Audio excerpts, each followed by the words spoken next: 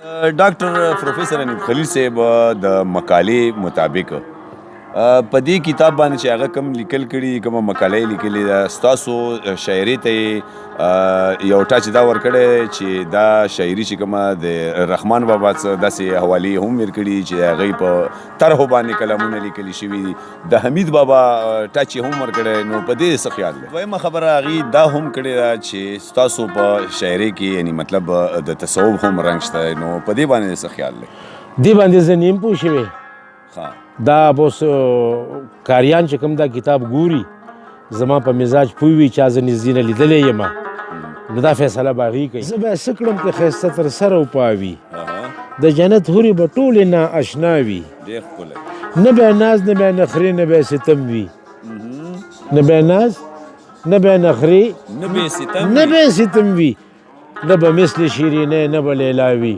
واه ډېر ښکلی چې رقیب او غمازان نه وي په منځ کې چې رقیب او غمازان نه وي په منځ کې څه به مینه د اشنا څه به اشنا وي هر کم فهم انسان تل په خپل دلیل ځي خپل دلیل باندې چې څوک ځي نو ذلیل ځي ډېر ښکلی که پتن بدن وي لوی خو چې نادان وي که پتن بدن وي لوی خو چې نادان وي لکه اوښ به په موهار د خپل نکیل ځي باز د عشق یم دام د زلفو منګرو کړمه بېدمه باز د عشق یم دام د زلفو منګرو کړمه بېدمه نه چې ستا د حسن بام ته الوتو کړمه بېدمه ډېر ښه په تکل یم ستا د سرو لبو لعلونو چې به یې ښکل کړم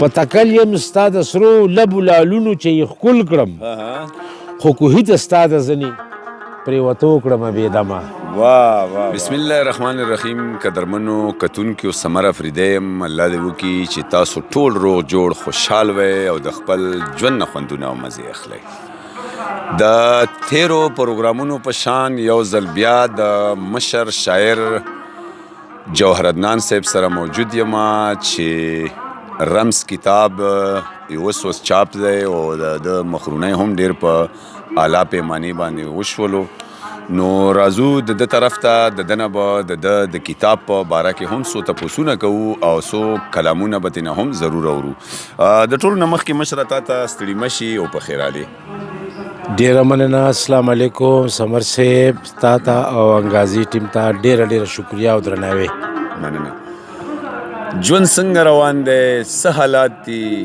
تاسو څنګه یې نو بس سمر صاحب د ژوند خو د هر چا خپل یو محور دی د هر چا خپل یو بساط دی پس په هغې کې د هر چا ژوند تېرېږي زمونږ ژوند هم تېرېږي پس د الله تعالی نه شکر پکار دی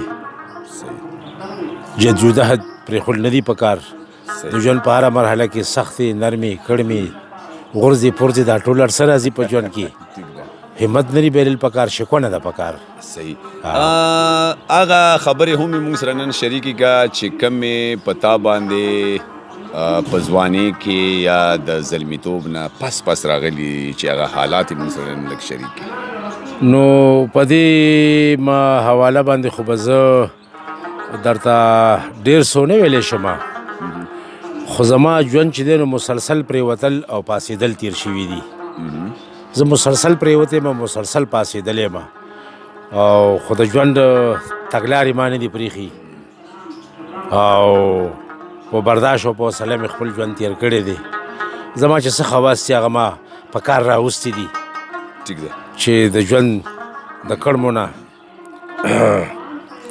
تنګ نه شم او چې کله سړی راځي په انسان باندې هر رنګه حالات راځي ټیک ده مالی جانی سیاسی اخلاقی ماحول گیر چاپیر چل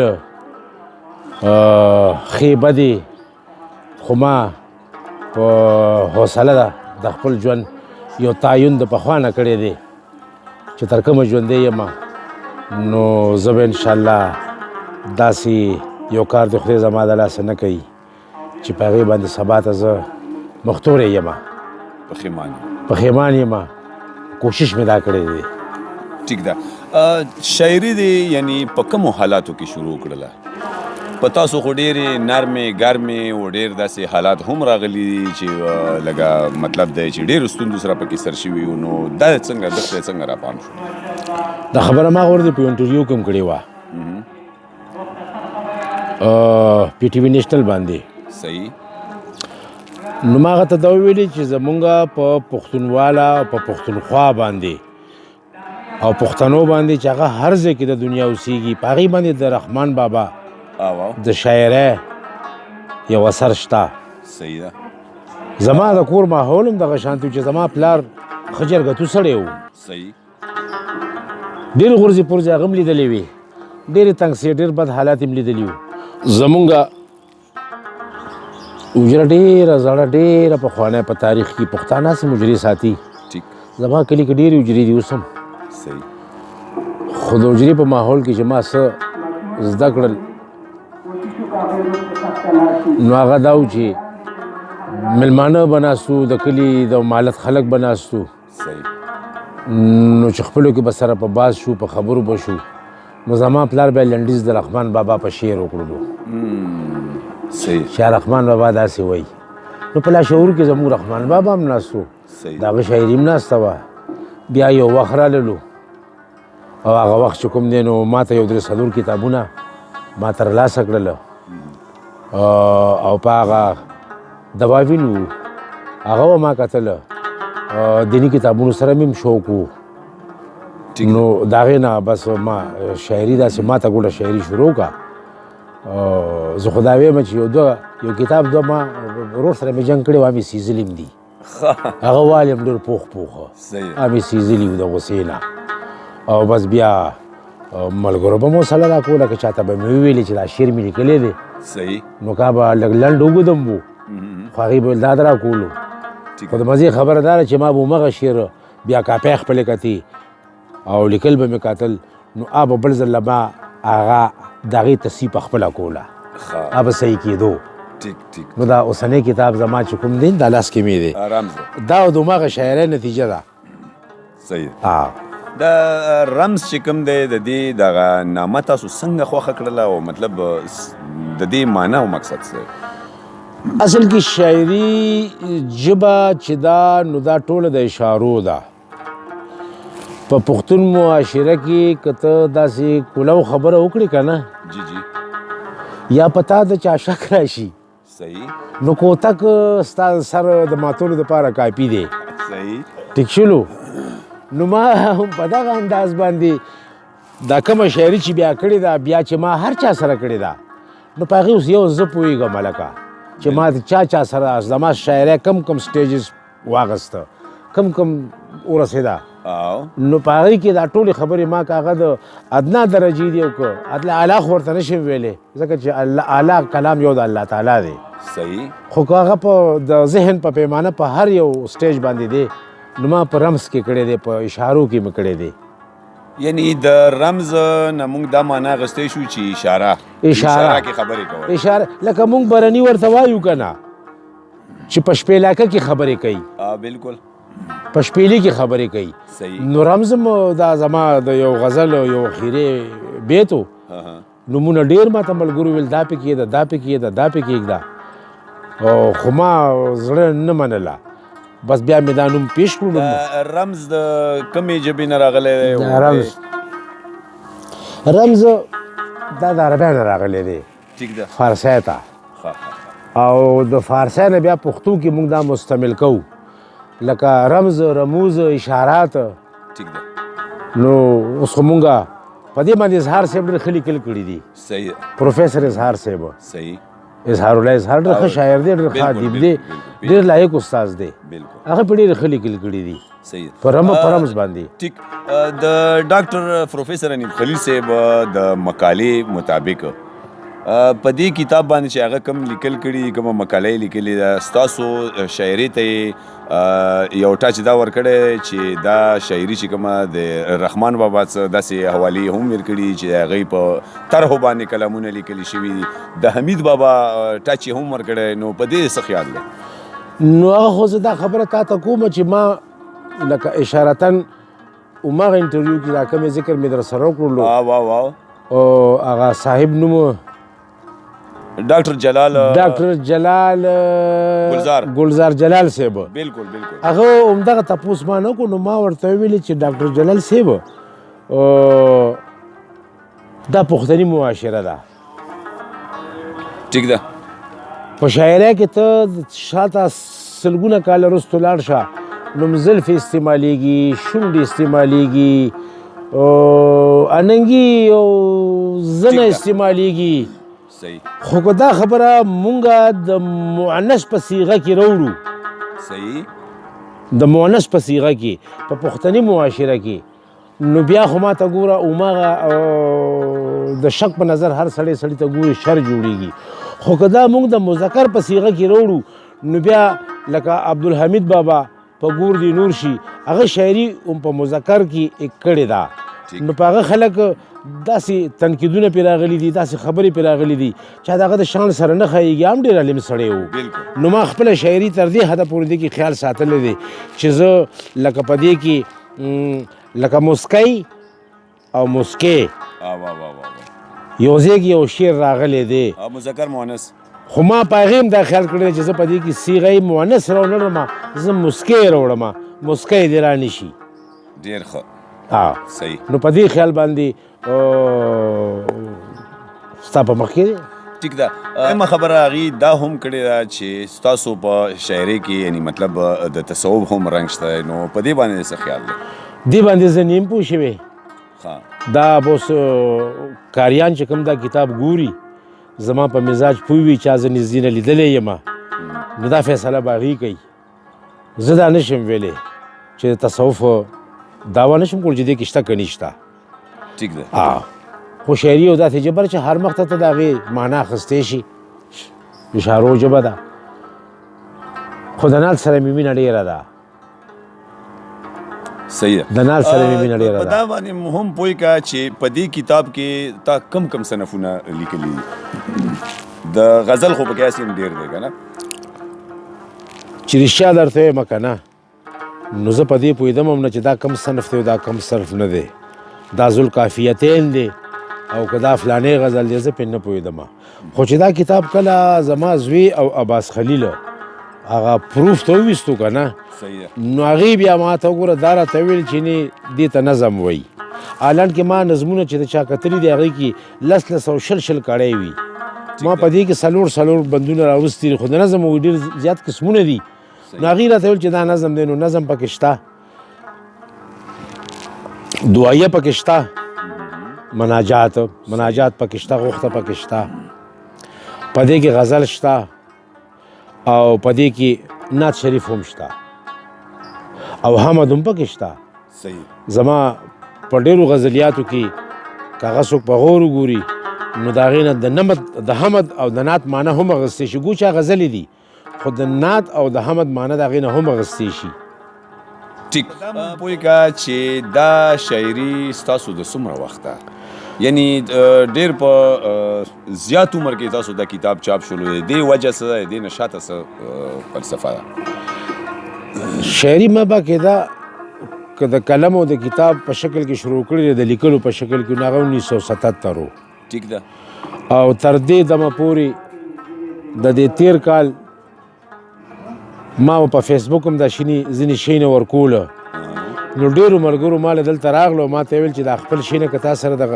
کتاب په شکل کې وینو دا چاپ کا صحیح ما له ملګري چې راغله ما به له خپل شیونه راوویستې چې دا خو راسره دي دا یو کاپی دا بله دا ډیري ده او د سګرټو په ډبو مې هم لیکل کړي دي په پاڼو مې هم لیکل کړي دي خو چې څه به راله که نه لکه زه د حجره کې که دا حجره مې ده که غټه حجره مې ده زه چې ځان له شم نو ټیلایي کوم بیا نو خامخا سړی یو سوچ کوي نو چې د ذکر او فکر نه به آزاد وم نو ما به سره شاعري راغله راته نو ما به چې ونه لیکله رانه به هېره شوه بیا به په بل وخت راته رایاده شو خو ثابت شی به ما نه هېر شوی و نو ملګرو راته ویل چې ته دا چاپ کا نو څه ستونزې هم پکې وي او د هغې دپاره غټه ستونزه دا وه چې د دې راجمع کول ډېر ګران کار و بالکل خو باقاعده چې دی نو ما پسې یو څو ملګري ونښلېده ویل دا شی ته راوباسه صحیح په هغې کې داود مومند هم و، په هغې کې عباس خلیل هم و، په هغې کې ډاکټر حنیف خلیل هم و. د ده ملګري ویل ته دا راوباسه که نه. لیکن د دې نه وړاندې ما ته څه ملګري ویلي ویل دا ستا شاعري مونږ چاپ کوو، خو هغې 2 کاله کې هغه شي باندې خواري ونه کړله. نو بس زما اړو خفګان مې مونږ کوو، بس خوشحاله یم چې اړو چاپ نه شي. خو چې دې را باندې زور واچولو نو بس بیا چاپ شوه. خو د چاپ مرحله دا تقریبا څه د 7 میاشتو کې دا شی مکمل شو. نو تپس ته مونږ دا بیا پرنټ لا ورکړلو او دا شی مخې ته راغللو. ټیک ده. په دام پوهېږه چې د دې نه د دې شاعري د رمز نه علاوه هم ستاسو سره نوره شاعري شته دی که دا لاست اخري شاعري ده؟ نه شته را سره، ما سره مناقب هم شته، ما سره غزلیات هم شته. په دې فیسبوک کې موسم یو غزل دا سره ساتلی دی، په کاغذ رانه ورک شوی دی دغه کې د دې په مرحلو کې. ټیک ده. او لکه د نمونې دپاره مې ساتلی چې دا به زه کاغذ ته خېجوم. شاعري را سره ډېره ده، خو ملګرو مې ویل کتاب بیا ډېر غټېږي. صحیح ده. ویل بس دا کېږده، دا به بیا شي. شته را سره هغې ته څه نیت شته چاپ کولو؟ هغې ته مې نیت شته دی. او ما د ابن جوزي رحمت الله علیه د کتاب نه یو تمثیل راخستی و چې هغه تمثیل هم ما سره څه پاتو 9 ټوکونو کې شته چې هغه د بدل شکل دی. صحیح ده. هغه څه ورته وایي زه پرې نه پوهېږم، خو چې مصنوي ورته وایي که څه ورته وایي په هغې کې دي هغه د کوپړی کیسه ده. صحیح. او عیسی علیه السلام کوپړی باندې هغه ژونده شوي و، بیا ورته کیسه وکړله او داسې و زه دا وم ما نظر لښکرې وې زما ما نظر بچي پیدا و. ټیک ده. او باچهی مې وي او د زر مې اسونه وو. دا ما په شعري په دغه کې یو تمثیل راوستی دی، خو دا شعري دی. دا هم را سره شته. په دا باندې پوه که چې شاعر لا شاعري څومره فایده ورکوي، یعنی مطلب قوم له څومره فایده ورکوي؟ اصل خبره دا ده چې د پښتو شاعري او پښتو د بایزید انصاري نه را په دې خوا چې هغې به هغه کمې مقابلې په خپلو کې کولې، د هغه وخت عالمانو سره هغه به کولې. نو هغه د لیکلو په شکل کې اوس هم شته دی، لکه محفوظې دي. زمونږ پښتو ژبې ته وده نه ده ورکړلی شوې. بالکل. په موجوده وخت کې د دې نه څو کلونه وړاندې لکه دا چغې مونږ ټولو والي دي، اوس هم وو چې پښتو دې زمونږ د بچو او زمونږ د نصاب ژبه وګرځي. د نصاب ژبه وګرځي. خدای اختیاري ده. نو په دې باندې پښتانه شعرا، پښتانه لیکوال، پښتانه نثرنګاران کتاب چاپ کړي او بس بیا ورسره پروت وي. مشره څه به درنه اوري؟ بس کتاب به کولو کوم چې څه ویه به درته ووایم. نو چې کتاب کولو کې کنه مزه دا یو غزل ارشاد درته وییم. جنگ کوي د خدای سره فطرت نه اغېړلی ځي. جنگ کوي د خدای سره فطرت نه اغېړلی ځي. کفر په نعمت کړي چې شکرت نه اغېړلی ځي. واه واه. هر عزوله ښایي ګواهي چې د ثاني وکړي. هر عزوله ښایي ګواهي چې د ثاني وکړي. بت ته هغه کس چې شهادت نه اغېړلی ځي. واه واه. او دا د رب په ویشه معترض او حاسدان دي. دا د رب په ویشه معترض او حاسدان دي. څوک چې د چاقت او د قامت نه اغېړلی ځي. واه واه. او نه ښایي چې کوڼ شم ړوند او ګونګ سره د عقله شم. نه ښایي چې کوڼ شم ړوند او ګونګ سره د عقله شم. داسې به لا څوک وي چې قدرت نه اغېړلی ځي. واه واه واه واه. او جوړه ده د ضد نه دا دنیا په ضد روانه ده. جوړه ده د ضد نه دا دنیا په ضد روانه ده. وخت د سپین سحر د شپې ساعت نه اغېړلی ځي. واه واه. او دا قانون جوهره الوهیت ته وضع کړي. دا قانون جوهره الوهیت ته وضع کړي چې ابلیسیت به محمدیت نه اغېړلی ځي. واه واه واه. دا بل غزل درته ویمه ارشاد. باز د عشق یم دام د زلفو منګرو کړمه بېدمه واه باز د عشق یم دام د زلفو منګرو کړمه بېدمه دمه نه چې ستا د حسن بام ته الوتو کړمه بېدمه ډېر ښه. په تکل یم ستا د سرو لبو لعلونو چې به یې ښکل کړم په تکل یم په تکل یم ستا د سرو لبو لعلونو چې یې ښکل کړم خو کوهي ته ستا د زنې پرېوتو کړمه بېدمه واه واه واه واه واه ډېر ښکلی ډېر ښکلی. دې رنګینه شان دنیا کې بلها ښکلي یو تر بله دې رنګینه شان دنیا کې بلا ښکلي یو تر بله دې رنګینه شان دنیا کې بلا ښکلي بلها ښکلي یو تر بله زه د هر ښکلي ښکلا ناز او نخرو کړمه بېدمه واه واه واه ډېر ښه. او څه بې فکره به اوده شم که دې ځان ته رانږدې کړم څه بې فکره به اوده شم که دې ځان ته رانږدې کړم په زانګو د مړوندونو دې ټالو کړمه بېدمه ډېر ښه. او لږ مې پرېږده چې لاسونه دې د خپو نه را چاپېر کړم لږ مې پرېږده چې لاسونه دې د خپو نه را چاپېر کړم چې دې ښکل کړم قدمونه ستا لیدو کړمه بېدمه واه واه واه واه واه بیا وایه شعر. لږ مې پرېږده چې لاسونه دې د خپو نه را چاپېر کړم چې دې ښکل کړم قدمونه ستا لیدو کړمه بېدمه ډېر ښکلی. عجیبه د وصال شپه مې په ژړا ژړا سهار کړه واه واه واه عجیبه د وصال شپه مې په ژړا ژړا سهار کړه د هجران نه ویرې ویښ یم وسوسو کړمه بېدمه ډېر ښکلی. او لیونی د زمانې وي چې دعوه د پوهېدو کړي واه لیونی د زمانې وي چې دعوه د پوهېدو کړي په جوهر کې د جوهر پیژنګلو کړمه بېدمه ډېر ښکلی ډېر ښکلی ډېر مزېدار. څه به درنه اورو نن درپسې ډېر په تنده کې راغلي یو. ویم یې درته ارشاد. زیم درته ویمه وړومبې بندې چې ارشاد.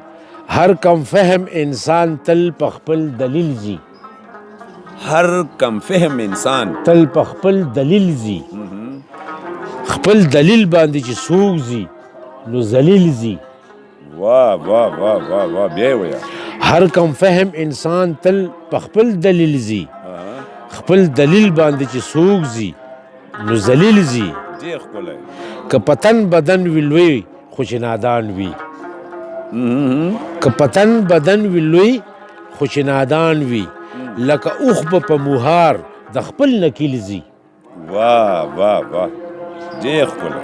او چې سینګار په حمیده اخلاقو نه وي چې سینګار په حمیده اخلاقو نه وي د خپل رور سره به هم لکه قابل ځي. ډېر ښکلی ډېر ښکلی. او لاروي د کږو لارو تل ورکیږي لاروي د کږو لارو تل ورکیږي تل ورکیږي دهقان کر چې کله کړي نو هم په کیل ځي. واه واه واه واه واه ډېر ښکلی. او هر هم جنس د خپل هم جنس پله رغبت کا هر هم جنس د خپل هم جنس پله رغبت کا نو کمین کمین لا اصل لا اصیل ځي. واه واه واه واه ډېر ښه. اورم دا چې د نیکانو له نسبته اورم دا چې د نیکانو له نسبته اورم دا چې د نیکانو له نسبته سپی به هم جنت ته بر شکل جمیل ځي. واه واه واه بیا یې وایه ډېر ښه شعر. اورم دا چې د نیکانو له نسبته سپی به هم جنت ته بر شکل جمیل ځي. ډېر ښکلی. او خودسری ده د جوهر که د وخت جبر خودسری ده د جوهر که د وخت جبر خودسری ده د جوهر که د وخت جبر چې تړلی د حالاتو په تحویل ځي. واه واه واه ډېر ښکلی. او اخیرنی شعر دی چې ارشاد. د جوهر آقا بالا تر هغه حده د جوهر آقا بالا تر هغه حده چې تر کومه حده پر د جبرائیل ځي. واه واه واه واه د جوهر آقا بالا تر هغه حده چې تر کومه حده پر د جبرائیل ځي. واه واه واه واه ډېر ښکلی. یو اوږد غزل دی. ارشاد. زه به یې څه کړم که ښایسته تر سره وپاوي زه به یې څه کړم که ښایسته تر سره وپاوي د جنت هورې به ټولې ناشنا وي. واه واه واه واه واه بیا یې ویه. زه به یې څه کړم که ښایسته تر سره وپاوي د جنت هورې به ټولې نااشنا وي. ډېر ښکلی. نه به یې ناز نه به یې نخرې نه به یې ستم وي. نه به یې ناز نه به یې نخرې نه به یې ستم نه به یې ستم وي. نه به مثل شیرینۍ نه به لیلا وي. واه واه ډېر ښکلی.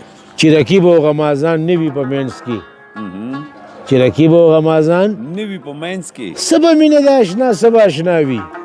واه واه واه بیا یې ویه شعر. چې رقیب او غمازان نه وي په منځ کې څه به مینه د اشنا څه به اشنا وي. ډېر ښکلی. انتظار چې د ماښام د تیرو نه وي ډېر به تنګ یم جنت کې چې رڼا وي. زړی مازدیګر ښه دی زر خو تیر شي.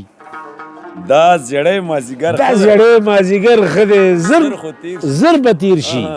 دا زړی مازدیګر ښه دی زر به تیر شي. ښې تیارې وي پکې تمه د سبا وي.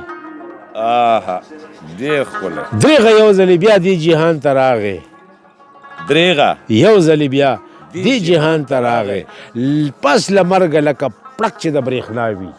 واه واه واه ډېر ښکلی. چې ترې زر ځله قربان زر ځله زار شوې. چې ترې زر ځله قربان زر ځله زار شوې له هغو چې وفادار که بې وفا وي. ډېر ښکلی. او د عقبا د زندګۍ مقصد پوه نه شم نه به فکر وي د تن نه تمنا وي. واه واه ډېر ښکلی ډېر ښکلی. د وصال مزې هجران باندې موقوف وي غم چې نه وي څه مزه به د خندا وي.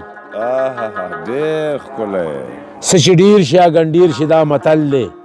تغیر تبدل خو هم ارتقا وي. ډېر ښکلی. او پړک به وچوي زما زړه چې ورتلی نه شم. پړک به وچوي زما زړه چې ورتلی نه شم. له جنته چې دوزخ کې مې اشنا وي. واه واه واه. او بې له ډزو به د هورو شاه زلمی شم. بې د ډزه به د هورو شاه زلمی شم. بې له ډزو به د هورو شاه زلمی شم. واده څه چې پکې ډول او نصر رڼا وي. واه واه واه. د جنت د خلکو ذهن کې نه نشته. جنت د خلکو ذهن کې نه نشته. نه نشته. تجسس د دلبر هله شي چې ناوي. واه واه واه. او پیژندنه بدنیت جنت کې څه وي. پیژندنه بدنیت جنت کې څه وي. یا جوهره چې نه نفس او نه انا وي. څه ویل غواړې اخري څه پیغام ورکول غواړې. نو وړه خوله غټې خبرې زه به څه پیغام چاله ورکړم. نن سبا ښه مشران خلکو ته لګیا وي په وازونو کې په تقریرونو کې په خپلو کیسټو کې پیغامونه ورکوي. من حیث القوم مونږ لا اتحاد کول پکار دي چې مونږ په اتحاد شو.